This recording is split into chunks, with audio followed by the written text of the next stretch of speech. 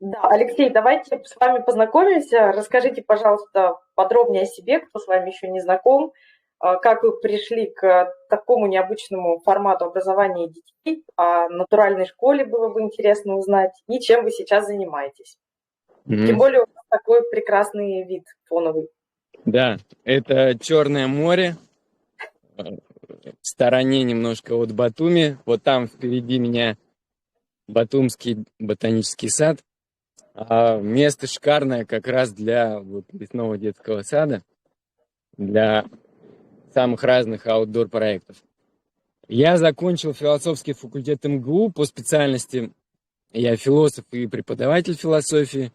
А в 2012 году, когда моему младшему исполнилось 2 года, мы оказались в такой ситуации, что вынуждены были искать какие-то образовательные возможности и социальные возможности для того, чтобы ребенок рос и развивался.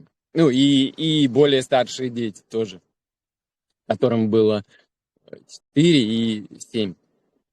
И несколько лет мы искали э, какие-то места, но не нашли ни одного, который бы удовлетворял по критериям достаточное количество уважения, движения и общения. Движение на свежем воздухе, общение с ровесниками и уважительного отношения со стороны взрослых. Поэтому пришлось делать самим, и в 2015 году мы запустили натуральную школу со свободных прогулок и лагерей. Свободные прогулки, как раз были созданы проводились для того, чтобы дети могли без одергиваний взрослых, типа там не бегай, не кричи, не лазай, не прыгай, или даже, как я иногда слышу на детских площадках, не балуйся, говорят родители трехлетним детям. Это, это правда жизни сермяжная. Вот для этого были созданы свободные прогулки, и для этого я и мои коллеги их вели. Чтобы у детей была такая возможность. Хорошо детям, у которых есть хорошие дворы, но мы жили там, где еще не было двора, где не сложился двор, поэтому мы делали для своих детей и для тех, кто оказался в похожей ситуации.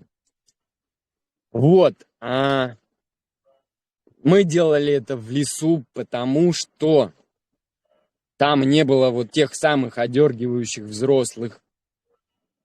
Вот. И потом уже, мы просто стали наблюдать эффекты, связанные с этим, с тем, что мы делаем это на природе, вдалеке, в стороне от обжитых городских пространств. Очень простая вещь. Городская среда, помимо заботливых взрослых, окружена... все в городе сделано человеком для человека. И, так как мы, в рыночной экономике все живем более-менее, да, все вещи делаются привлекательными. Стул хочет, чтобы на него сели, мороженое хочет, чтобы его съели. И, поэтому, как бы человек в городе, особенно ребенок, да, он как бы все время расплескивается, он все время должен, себя останавливать от вот этих соблазнов. В лесу все совершенно по-другому. Он не создан для человека, он как бы сам по себе, его, даже если его посадили когда-то, да, вот, все равно он растет по своим законам, а не по человеческим, не по законам деятельности, да, а по своим биологическим законам. И поэтому, я думаю, что именно поэтому лес, и вообще неважно, природа успокаивает человека. Поэтому дети в лесных школах через какое-то время, да, когда они начинают ходить, они начинают обладать вот этой спокойной уверенностью. о которых говорят, ну, там, многие родители, дети которых участвуют в таких аутдор там, садах или лесных школах, или каких-то регулярных мероприятиях на свежем воздухе, ну, которые более-менее свободные. Вот. М. Мгм. Да, Алексей, а хочу уточнить. Вы сказали, что вы искали разные образовательные учреждения, школы, сады для своих детей и не нашли то, чтобы вам откликнулось. И хочется узнать, ведь в Москве огромное количество интересных каких-то авторских проектов, не говоря уже о многочисленных Монтессори, вальдорфских, вот сейчас Реджио в детских садах, каких-то инициатив российских педагогов-новаторов. Вот ну, что вам там не откликнулось, что такое вы искали, что среди, казалось бы, такого разнообразия не нашли? Ну, смотрите, во-первых, это были 12-14 год. Тогда, ну, бум пошел в 15-м году, в 15-16. В 12-14 было не так много интересного и хорошего. Вот. Ну, именно поэтому, наверное, был бум в 15-м, потому что до этого не было. Очень просто. Все поправляли панамку. Вот критерий очень простой. Все поправляли панамку. А когда у вас дети сверхчувствительные, у них это вызывает, ну, аллергию, неприятие, ну, неприятные эмоции и ощущения. Вот. Это первое. Второе, за организованность.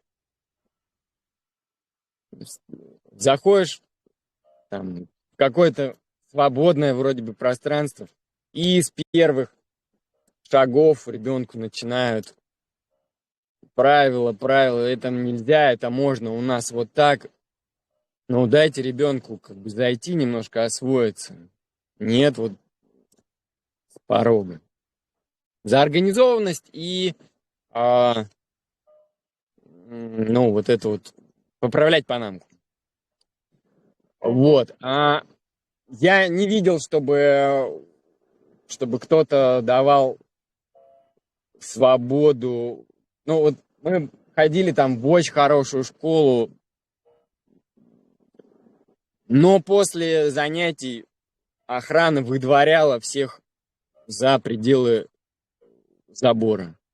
Это как бы, вокруг, ну, там, коттеджный поселок, там нечего делать. Вот. А на территории школы шикарная площадка, лес небольшой. Ну, дай ты детям поиграть там после школы, побыть друг с другом. Нет, все. Да? Почему? Потому что нету человека, который бы взял на себя ответственность за это, а все хотят домой, рабочий день вроде кончился, охранник тем более не хочет отвечать за детей, поэтому такая ситуация. И я, собственно, и взял на себя эту ответственность. То есть я даже ходил по детским центрам, предлагал, давайте я буду, вот вы наберете группу, я буду просто за ним присматривать на детской площадке. 2-3 часа. Просто, чтобы дети свободно гуляли, играли между собой. Ну, нет, вот это было очень сложно набирать в те времена на это. Никто не понимал, ну, как бы, что это такое, зачем это, тем более, за что платить. Вот, ну, постепенно ситуация сдвинулась. Сейчас это уже, мне кажется, даже какая-то вариант нормы, ну, по крайней мере, в тех местах, где я бываю. Вот. Угу. Ну, и чем занятия на природе или просто в целом на свежем воздухе отличаются от занятий в четырех стенах? В чем принципиальные плюсы для вас этого? Безопасность, как это ни странно. Парадокс. Именно аутдор безопасен, а вот индор опаснее. Там острые углы, там лестницы, там может быть что-то скользкое, там электричество, электроприборы, нагревательные электроприборы, ну, куча всего, ножи там, да, даже если они спрятаны, все равно кухня есть. И дети совсем по-другому себя ведут в закрытых пространствах, в помещениях. Какое бы ни было помещение, через какое-то время дети начинают, ну вот, я не знаю, я все время с этим сталкиваюсь в лагерях, да, если вот когда они в помещении начинают беситься. Мгм. У них кожа краснеет на лице, щеки становятся пунцовыми. На свежем воздухе никогда такого не бывает. На свежем воздухе никогда не бесится. Они, даже если играют в активную игру, они собраны, осторожны. И, ну, как бы это сказать, не бегают сломя голову, да, они бегают осторожно. Ну, по крайней мере, если у вас какая-то есть длительная история. Мы же проводим и дни рождения, ну, для тех, кто вообще первый раз, может быть, в лесу, да, то есть такие бывают, которые первый раз вышли в лес. Вот. Мы делаем дни рождения без родителей для таких групп, и мы видим, что просто вот они, когда мы приводим их на поляну, где, ну, собственно, само мероприятие, все, они прям вот туда, они сломя голову в эту возможность, там, палки, костер, пилы, лазать, прыгать, бегать. Видно, насколько силен дефицит этого у этих детей.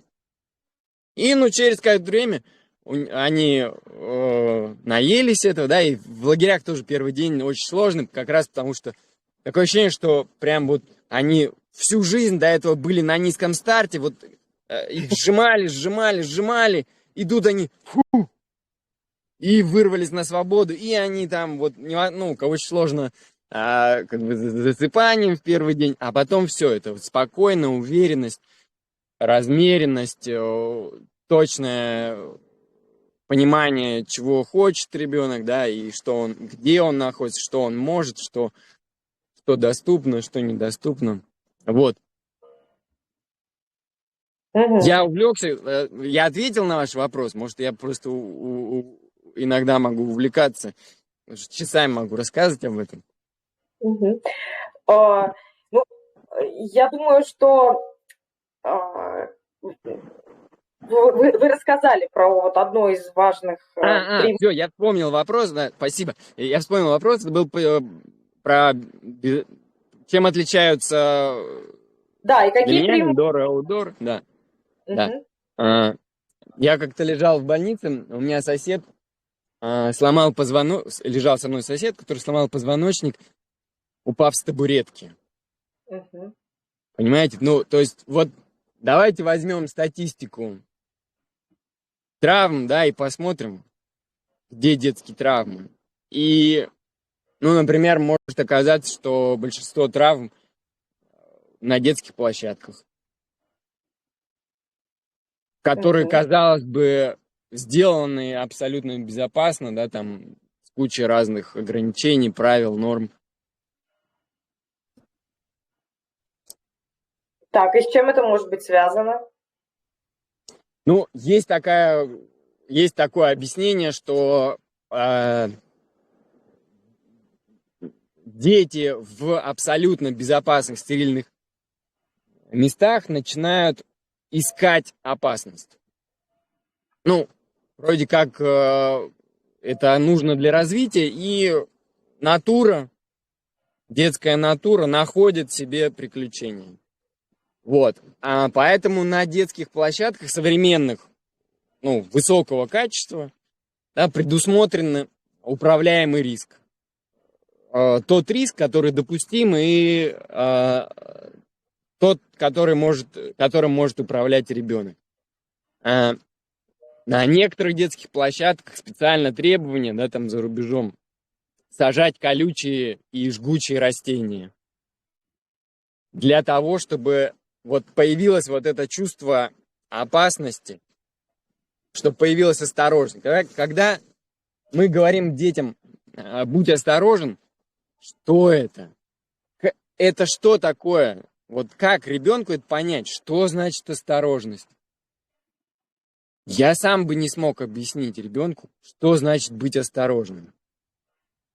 Но когда у него есть ямки, лужи, а он не в сапогах, да, и он понимает, что он столкнулся с тем опытом, что он наступил там в кроссовках, и там стало мокро. А если еще и холодно на улице, да, то стало дискомфортно. Когда он укололся об колючку, обжегся о крапиву, появляется опыт и появляется, ну, как бы вот это вот чувство ориентации в пространстве. В пространстве можно начать ориентироваться только вот, ну, набивая шишки. Эти шишки должны быть. А если их не будет, то ребенок найдет себе гораздо более серьезные травмы, потому что он будет их искать. Угу. Ну, в таком случае у меня вопрос. А разве стандартные прогулки в детском саду недостаточно для того, чтобы познакомиться с уличной средой, с рисками? Насколько я знаю, ну, там, по санпинам и в государственных садах, к счастью, прогулки намного дольше, чем в частных детских садах. Там от возраста зависит, но около 3 часов, да, 3-4 часов в совокупности за день. В частных детских садах, везде, где я бы не работала, это чаще всего 2 часа. 1 час днем и 1 час вечером, в лучшем случае. Иногда в некоторых детских садах, если находится поблизости парк или какое-то большое удобное пространство уличное, куда можно сходить погулять, делают, например, пятницу или каждую пятницу или раз в месяц такой особенный выход. Так вот, вопрос, сколько часов необходимо для того, чтобы вот эти все необходимые навыки на природе получить, и чем вот классической по нормативам прогулки в детском саду, почему этого недостаточно? Ну, смотрите, вот в Норвегии, насколько я помню, стандарт для детских садов 6 часов аутдор. Угу. Вот, 6 часов аутдор. Мы свои прогулки, тоже стандартное время наших прогулок, это 5-6 часов. Объяснения этому нету. Да? Ну, просто когда вы внимательны именно к тем естественным процессам, которые происходят в детской группе, да, то вот оказывается, что это должно быть достаточно большое количество времени. А первый час, полтора-два ребенок осваивается в окружающем пространстве. Через 1,5-2 часа то есть происходит какой-то сдвиг, да? Как будто открываются глаза.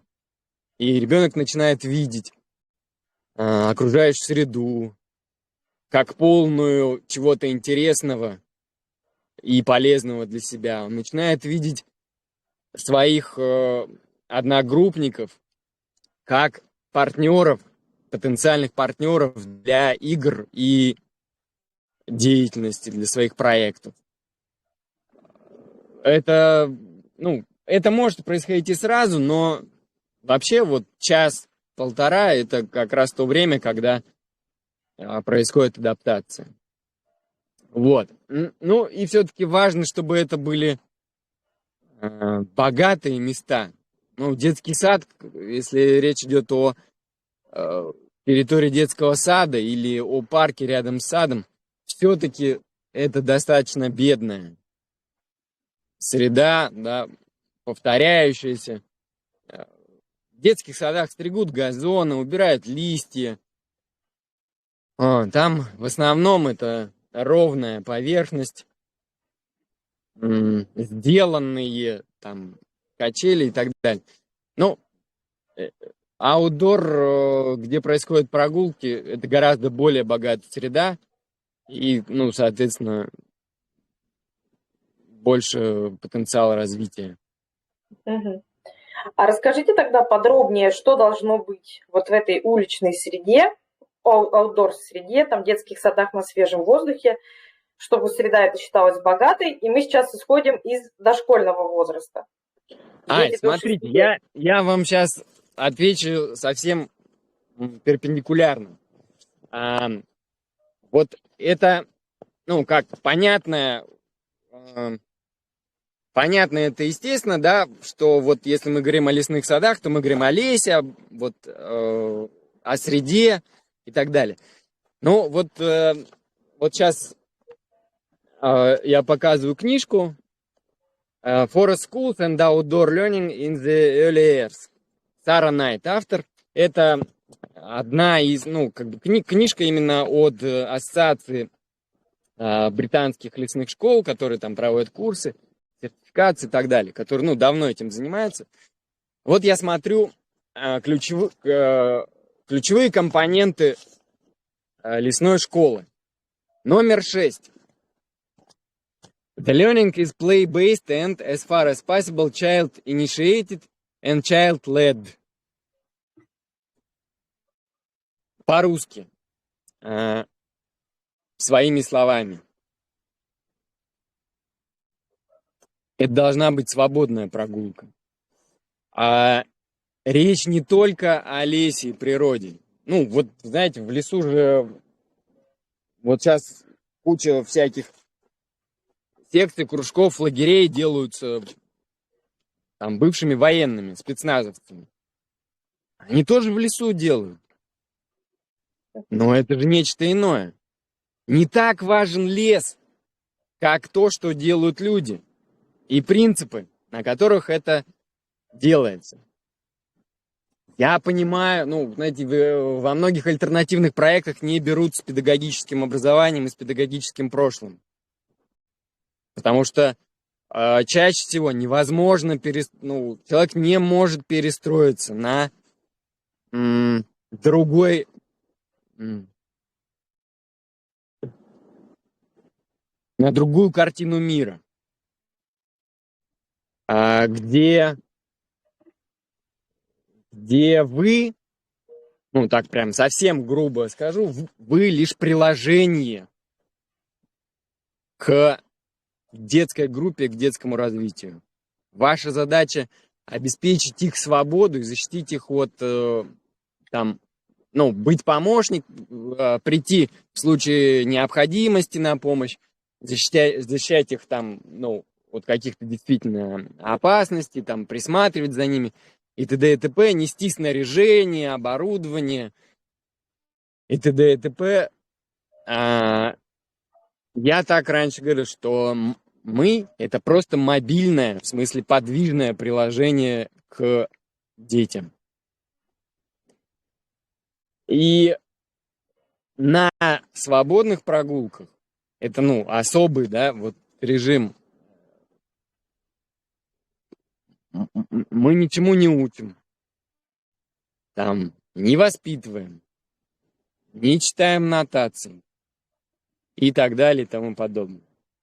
Есть специальные прогулки тренировочные, которые, ну, связаны с тренировкой какого-либо навыка или там тематические под какую-то определенную тему. Ну, или понятно, когда речь идет о, допустим, о работе с моими инструментами, да, которые я выдаю детям, топоры, пилы. Топоры, кстати, почти перестали выдавать, очень редко выдаем и тем, кто к нам давно ходит. Вот. То, ну, конечно, инструктаж, ну, все как полагается. Вот. Но вот как бы ребенок ведет. Это для того, чтобы это делать, нужно, ну, или перестроиться, или иметь уже определенный склад, ну, в том числе психофизиологические особенности. Например, вот мы идем, и дети останавливаются у ям. То есть я должен так идти, чтобы дети могли сами выбирать, где им остановиться, где им зависнуть. Вот они, например, останавливаются у ямы. И я жду, пока они, ну, полностью не исчерпают свой интерес к этой яме. когда они не станут спрашивать, когда мы пойдем дальше. Я говорю, ну, когда вы наиграетесь, когда вы соберетесь, ты вот уже хочешь куда-то идти дальше, ну, собирай, и те, кто готов, ну, дальше пойдем. Вот. А я им говорю, так, построились в шеренгу, пойдем дальше. Нет, да. Задача в том, чтобы пробудить собственное движение у ребенка. И, ну, вот, например, они в яме могут час-полтора играть. И большая часть взрослых, которых я видел в этой ситуации, они не могли выдержать этого. Они просто дурели из-за этого. Им было скучно.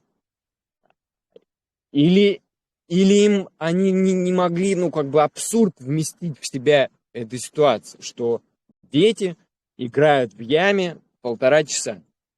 А я могу. И я могу даже педагогов, ну, обычного сада, ну, как бы помочь им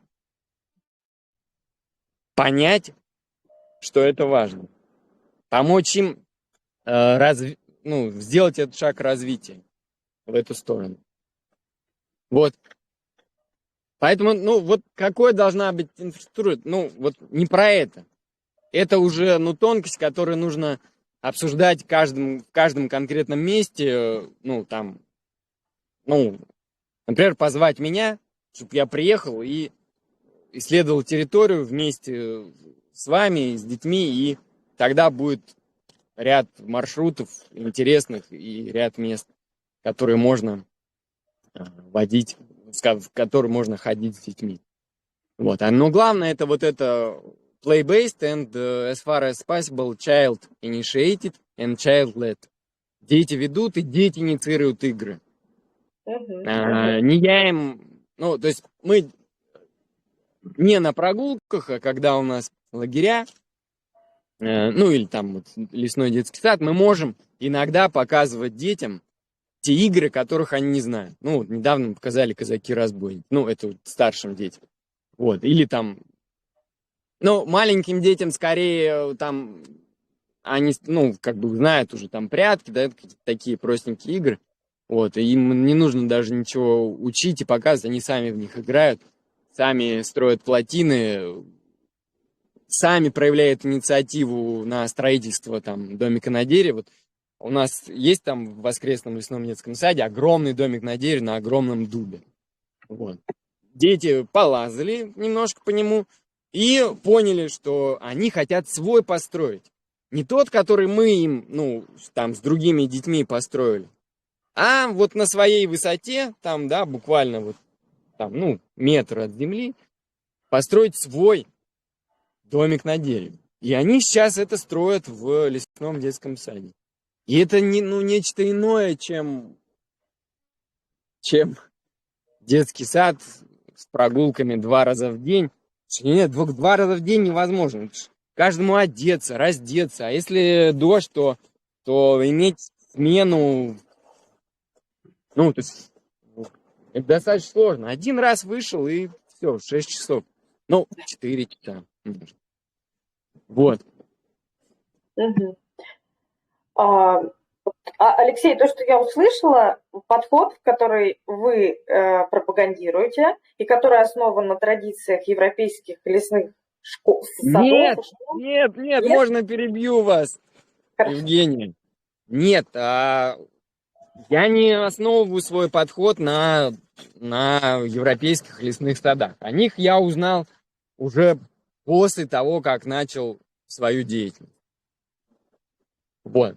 Я основываю свою деятельность на внимании к развлечению естественного и искусственного, которое есть в философии, которая называется система мыследеятельностной методологии. Это философия, которая развивалась в Московском методологическом кружке, начиная с 50-х годов прошлого века, и до сих пор это достаточно мощное интеллектуальное движение.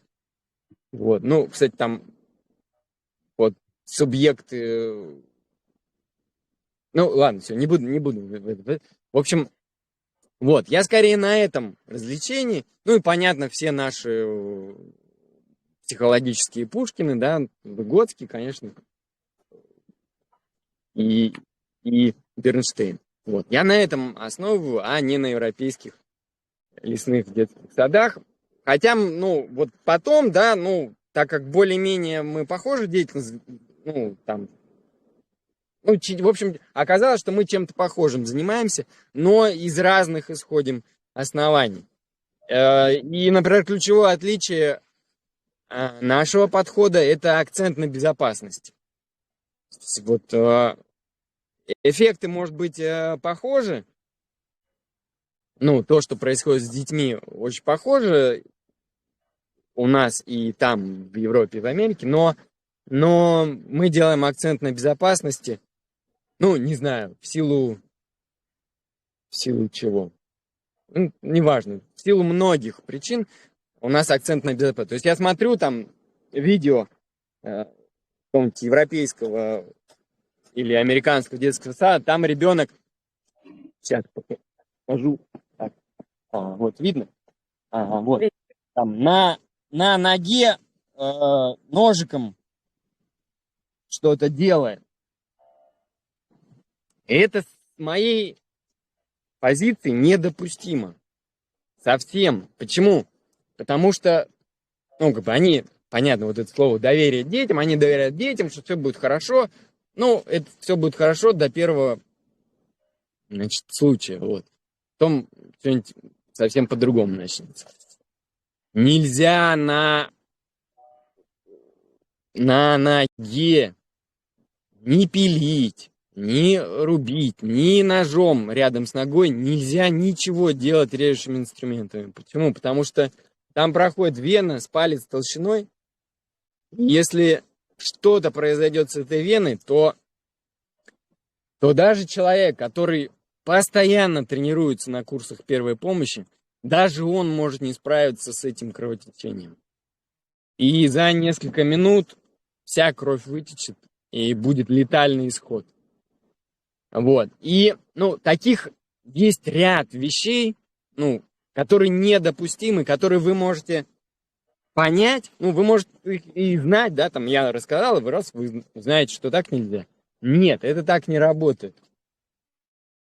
Нужно приобрести опыт прям на хороших курсах первой помощи, где у вас будет реалистично симулирована остановка или не остановка кровотечения. Да, делается там с помощью особых датчиков пульса, особых программ, но это делается, и тогда у вас есть опыт, какое кровотечение вы можете остановить, а какое вы не можете. Или можете, но с большим трудом. И вы будете, просто опираясь на свой опыт, это настоящее знание, а не то, что было прочитано там или услышано.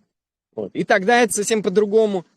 Человек тогда и ведет себя по-другому, и он по-другому говорит с детьми, и у детей не возникает там, а я буду, там, или а почему? Ну, я могу спокойно и уверенно объяснить, почему, и это будет убедительно, и мне не нужно будет тратить нервы и силы на убеждение, там, или вот это перетягивание каната, потому что ребенок чувствует, что за мной опыт определенный, связанный, и я на его стороне.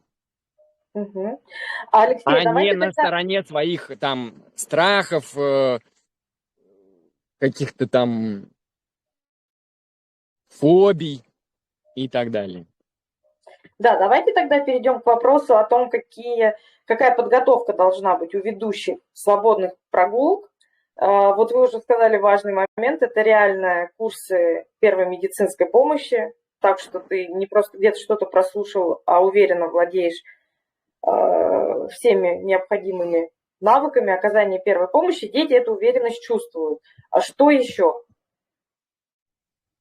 Ну, смотрите, вот кроме как, ну, то есть я считаю, что все, кто вот, ну, ведущие, которые это делают, помощники, ну, как бы отчасти могут, а вот именно ведущие, да, Ну, во-первых, вдвоем же нужно ходить, ну, ведущий и соведущий. Вот ведущие должны пройти, ну, ряд таких специфических тренингов, кроме тренинга первой помощи. И приобрести опыт спасения на воде,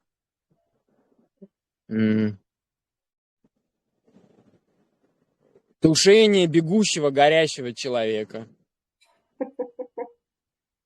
проваливание под лед, падение в холодную зимнюю воду, потери потери ориентации в лесу и выхода из леса в этой ситуации без компаса и навигатора. Опыт поиска пропавшего человека в лесу.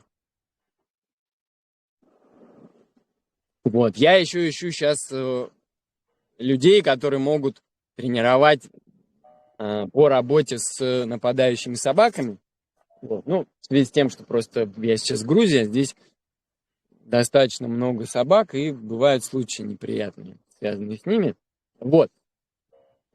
Где эти тренинги проходить педагогам, кроме как у меня, честно, я не знаю. Ну, то есть курс первой помощи можно найти, да, там, в крупном городе, а может даже в маленьком, хороший курс первой помощи, именно реалистичный, со всеми нужными симуляторами, манекенами и датчиками.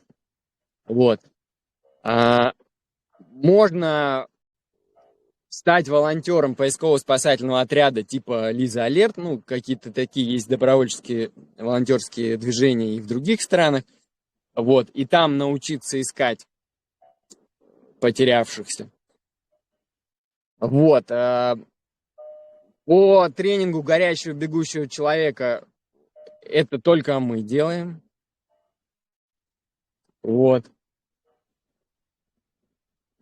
Спасение на воде я сказал. Лед и холодная вода делают разные курсы выживания. Вот. Ну, как-то так. В общем, можно собрать этот конструктор, но я бы рекомендовал не мучиться со сбором, ну, как пройти курс первой помощи у себя, вот, а остальное, ну, все-таки пригласить или приехать, как-то связаться. Потому что тогда будет, ну, вы будете точно тогда, ну, как бы... То есть ведущий должен быть суперменом или супервуменом.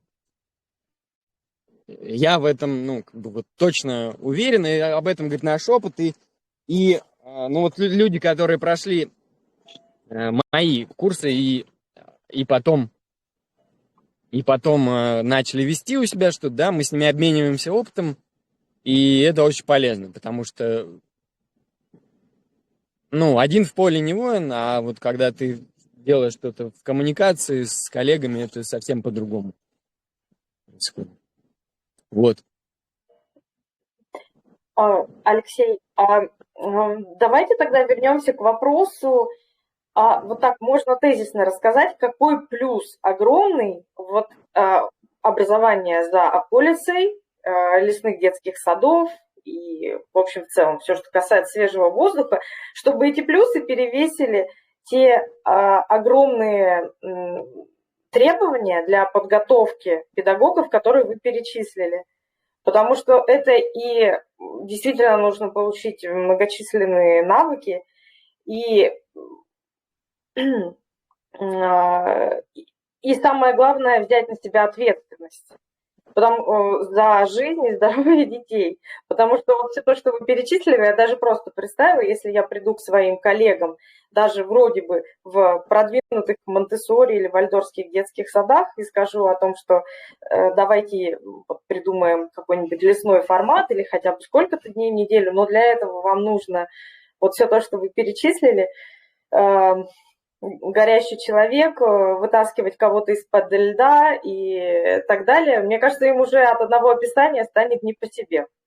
Это именно так и происходит. То есть кто-то даже там обращается ко мне с курсами, и ну я просто программу даю, и все. Ну, то есть все, потому что слишком, ну, страшно. Я согласен, это, наверное, ну, как бы слишком крутой замах, но можно начать с небольшого, да, с прогулок по безопасным местам, ну, где нет водоемов, например, или где есть водоемы, но вы точно знаете, что вы вытащите ребенка. Вот. Ну, можно начать прогулки короткие по продолжительности, рядом с базовой локацией, в более-менее безопасных, спокойных местах.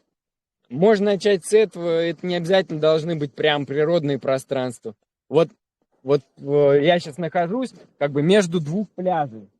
Вот там пляж и там пляж.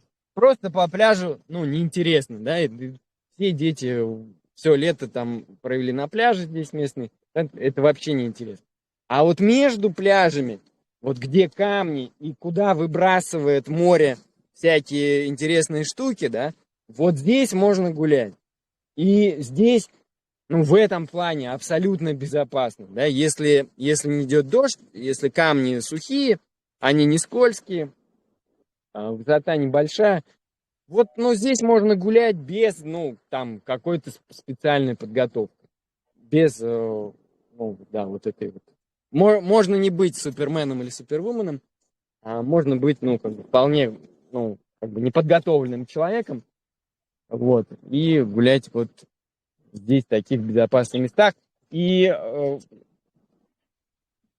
ну, начинать, а там дальше видно будет. Если дальше вам захочется, ну, более интересные, там, более разнообразные, да, что-то, то уже там, можно начинать без, как бы, вот этой подготовки. Вот. Мгм. Это, как Мгм. бы, уже такой, ну, продвинутый уровень. А плюсы какие? Ну, вот я сказал, что все отмечают появление спокойной уверенности в детях.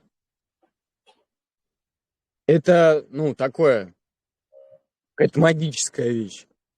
Это правда происходит с детьми, которые регулярно ходят ну, на такие вот прогулки. Спокойная уверенность, уходит застенчивость. М, Конечно, самостоятельность. Ну, вот самостоятельность точно растет там. Дети, ну, прям на глазах взрослеют в хорошем смысле этого слова. Они много играют, то есть это прям дети-дети, да, потому что у них много вот этого детства именно, свободного, непричесанного. Но при этом за счет самостоятельности, да, у них какой-то идет прогресс именно во взрослении. Они четко знают границы и могут защищать свои границы личные. Конечно, это вкус. Любая природа, безусловно, красива. И за счет этого, ну, просто возникает насмотренность. Водить детей по музеям дошкольного возраста, ну, не знаю. Водили, никаких воспоминаний, никаких эффектов. А вот, ну, потому что им там и не интересно лучше. А вот природа — это все-таки эстетика. Это, это прекрасно. Природа всегда прекрасна. А за исключением, ну, вот там, где человек оставляет свои следы в виде мусора. И это тоже, ну, формирует вкус, когда ребенок видит, что портит красоту, да, есть большая вероятность, что он сам так не будет делать. Ну, как бы можно на этом сделать акцент, поговорить об этом. Вот. Потому что, ну, вот приходят на день рождения дети из супер школ, супер там интеллигентных, культурных семей. Ну, вот влажные салфетки и вот там бутылки, фантики, вот где они ими попользовались, вот там же и отпустили. И, ну, вот приводишь в группу, и там возникает мини-свалка. Где вот эти суперобразования, где вот это вот супервоспитание этих няни, гувернантки, репетиторы, поездки по всему миру, Лувр и так далее. Ноль эффекта. Вот просто вот. Где попользовались, там и бросились. Потому что нет чувства прекрасного. А на природе оно формируется более-менее само собой. Без каких-то там сложностей. Вот. А как это ни странно, ну именно в нашем подходе развивается речь и память. Это фантастика. То есть, ну, прям, вот я спросил недавно у родителей в нашем лесном детском саду, буквально прошел там месяц, полтора месяца, прогулки каждую неделю по воскресеньям. Спрашиваю, ну, какие изменения там? Один ребенок начал выговаривать там букву, которую не выговаривал. Другой ребенок, ну, прям начал строить предложение, последовательность предложений. Ну, и, соответственно, прям целый текст связанный начал строить. 1,5 месяца. Что мы сделали? Мы его не натаскивали. Мы ему не давали учебников, рабочих тетрадей. Ничего не делали. Можно сказать, что ничего не делали. Вот просто, вот ничего. Просто ходили с детьми, ну, там, помогали разжечь костер им. И делали круги. Начальный и завершающий. Вот. И это работает. Один раз у нас была девочка, ну, не помню, лет, наверное, от 10 до 12, ну, 11 лет. И через неделю, это был лагерь, такой, кстати, смешанный, то есть там было и помещение, это было на базе отдыха, там и бассейн был зимой, потому что дело было. Ну, и много и на свежем воздухе. Через неделю она приходит, ну, а это было как дети уходили ночевать к родителям. Вот, она приходит мама и: вы что сделали с моей дочерью? Она начала говорить уверенно, бодро. Дикция появилась. Она раньше, ну, не могла этого делать. Что вы сделали? Как вы это сделали? Я говорю, да никак мы не сделали. Просто обеспечили комфортную психологическую среду и возможность детям общаться друг с другом. И говорить в кругу. Ну, там несколько раз в день они говорили в кругу. Все, неделя, и ребенок, ну, просто мама не узнает ребенка в плане речи и дикции. Что это, вот здесь написано, да, child-led, child-initiated. Как они это делают, я не знаю за счет чего. У нас это делается за счет принципов. Каждый имеет право на имя. И вот как ребенок сказал его называть, так мы и называем. При этом любые оценки, неважно, негативные или позитивные, недопустимы. Детям может не нравиться, что их назвали молодец. И он вообще не просил его оценивать. Иногда дети подходят и просят оценить. Тогда мы можем оценить. Но без запроса мы не будем оценивать. Мы не будем говорить молодец, гладить по голове и так далее. Только по имени. Если ребенок назвал себя Александром, мы будем называть его Александром. Не будем называть его Шурик, Саня, Саша и так далее. Только так. И никак иначе. Он может назвать себя игровым именем. Мы будем называть его игровым именем. Спайдерменом, Багирой. Как он скажет, так и будем называть. Это первый принцип. Право на имя. Второй принцип – это право на собственное тело. Мы не вообще близко, ну, как бы не подходим к ребенку, не гладим его по голове, не берем его за руку. Он может взять нас за руку, и если мне комфортно, если мне не нужны руки для чего, для какого-то действия, да, я, пойду с ним за руку. Но сами мы никогда не берем ребенка, не переставляем его, не гладим и так далее. Можно сказать, что это потому, что есть гиперчувствительные дети, но нет. Это просто базовое право человека на то, чтобы его не трогали без его разрешения. А в играх они могут уже по договоренности там играть в догонялки, где вода догоняет участника игры, и его должен притронуться, чтобы засалить. Вот, он стал водой, в свою очередь. Право на тело. И третье – это право на собственные вещи. На английском языке это будет ownership, on the property. Да, у них есть вот это развлечение собственности, у них несколько собственностей. Вот. В русском языке это как бы собственность на собственность. У меня есть свои вещи, у тебя есть свои вещи. Они по умолчанию неприкосновенны. Не то, чтобы брать, трогать нельзя. Мне не нравится, когда трогают мои вещи. Вот. Они неприкосновенны, но мы по договоренности можем там обмениваться, там просить, дарить, давать в пользование и так далее. Вот. Этим обеспечивается психологическая безопасность и комфортная психологическая среда.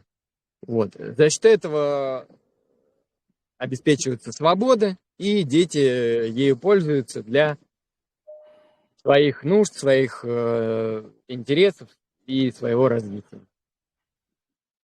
Вот. Алексей, а с какого возраста такие прогулки можно начинать? Как только начал ходить. Угу. Вот именно как только начал ходить, все, можно...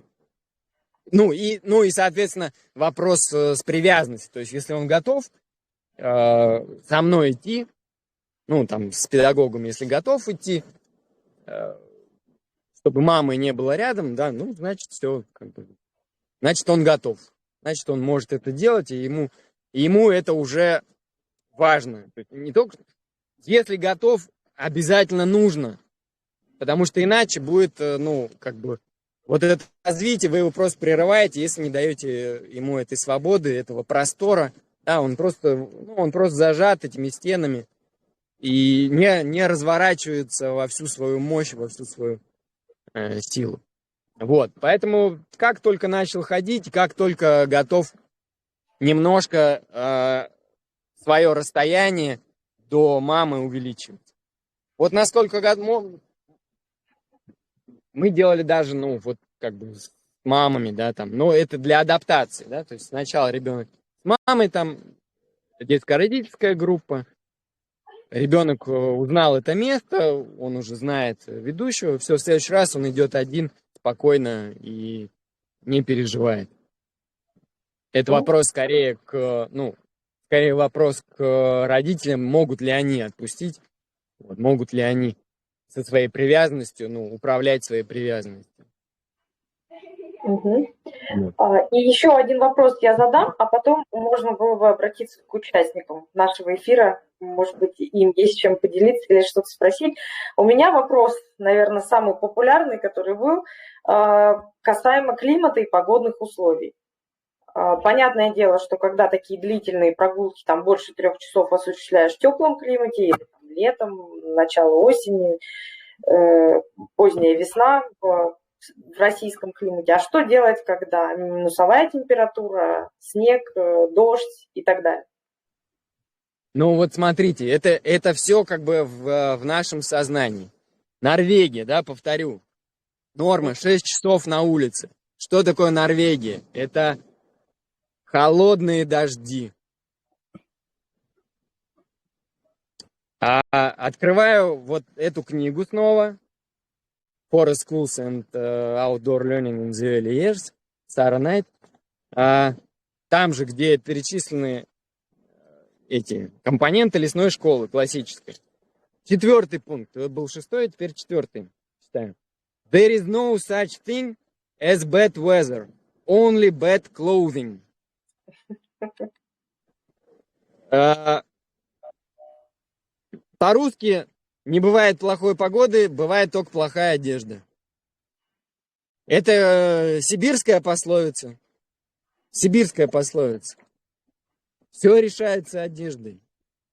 Ну, в крайнем случае, да, там, ну, опять же, скорее всего, ну, как бы мало кто найдет аудиторию, готовую вообще работать без помещения. Скорее всего, у вас будет какое-то помещение, будет навес, будет там костровище и так далее. То есть, ну, важно, чтобы было, если это холодные дожди, важно, чтобы было место, где можно пойти погреться и посушиться. Вот. А так, вот это британская школа, да, вот они рассказывают, что это был один из лучших периодов школы весной 2007 года, когда было минус 5 градусов. Вот. Ну и понимаете, да, это вот Англия, туманы, минус 5 градусов, очень некомфортная погода, дожди. И при этом вот говорят, что это было прекрасное время и для детей, и для педагогов. Действительно, ну, много решает одежда соответствующая. Может быть, конечно, во время дождя там не 6 часов, а, ну, по крайней мере, там, не знаю, 3 часа. Вот. Но эти вопросы решаемы. Современные материалы и современные одежду могут позволить. Тем более, для детей все есть эти комбинезоны непромокаемые. Вот. Есть ошибка просто большая. Ну, родители, например, они приводят на прогулку, на зимнюю прогулку в холод. Они приводят в Рейме там или Хендриксами каком-нибудь, который предназначен для активного отдыха. А дети зимой не всегда прям вот активно двигаются. Они могут захотеть посидеть у костра там. Ну, то есть они в этом смысле там нет вот той активности, которая предполагает влагоотделение. Вот. Ну, во-первых, все эти Реймы и Хендриксоны, они от искр становятся дырявыми, и просто, ну, сразу серьезная сумма денег просто улетает в трубу. Вот. В дым. Ну, а во-вторых, они холодные же на самом деле. Чем больше, вот если зима прям снежная, то это чем больше одежек, толстые там пуховики, тем лучше. Ну, и опять же, главное, это шапка, там, ноги. Вот, ну, например, я все время говорю, там, как только начинается осень, там, я все время говорю родителям, купите сапожки из материала этилвинилацетат, Эва, там, марка Лемига, например. Купите, они стоят там от 1000 до 2000, и ноги будут в тепле. Ну нет, вот приходят в супер крутых каких-нибудь ботинках, а любой материал, кроме Эвы, и ноги будут мерзнуть. Ну, не знаю, бывает еще вот это ТПЭ или ТЭП, вот, но они тяжелее и жестче, чем Эва. Эва все-таки лучше всего. Вот. Ну, единственное, там у кого-то в них ноги потеют, ну, для этого есть тоже соответствующие носки влагоотводящие специальные. Все есть, это вопрос исключительно, ну, как бы в сознании. И просто меняются приоритеты, просто нужно поменять, ну, для этого, и купить в магазине то, что нужно для этой погоды, а не считать, что эта погода не подходит для прогулок. Нет, ну вот есть это, кстати, у всех народов, оказывается, есть эта поговорка, поэтому вот.